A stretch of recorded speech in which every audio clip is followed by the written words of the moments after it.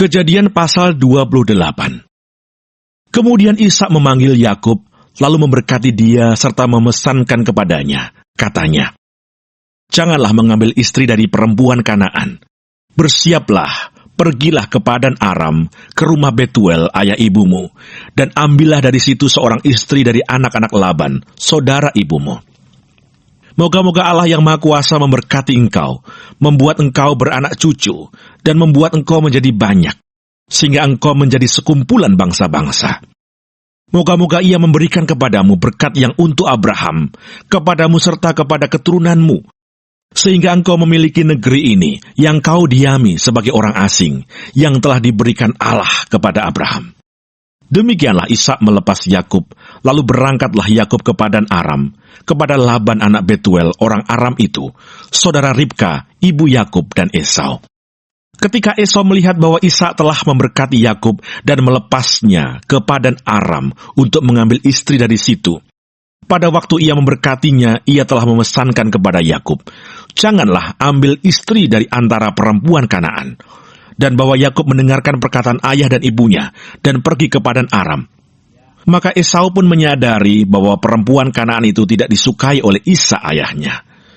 Sebab itu ia pergi kepada Ismael dan mengambil Mahalat menjadi istrinya, di samping kedua istrinya yang telah ada. Mahalat adalah anak Ismael, anak Abraham, adik Nebayot. Mimpi Yakub di Betel.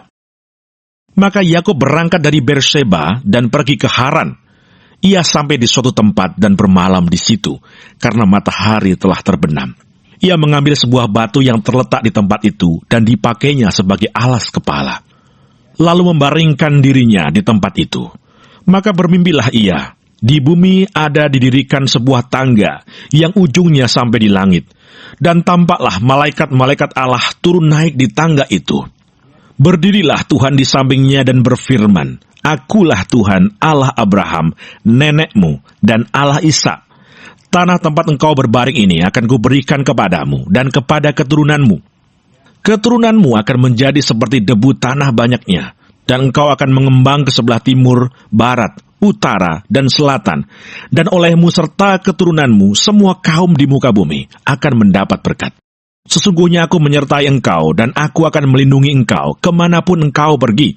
Dan aku akan membawa engkau kembali ke negeri ini, sebab aku tidak akan meninggalkan engkau, melainkan tetap melakukan apa yang kujanjikan kepadamu."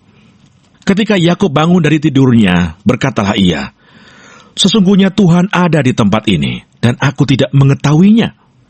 Ia takut dan berkata, "Alangkah dahsyatnya tempat ini.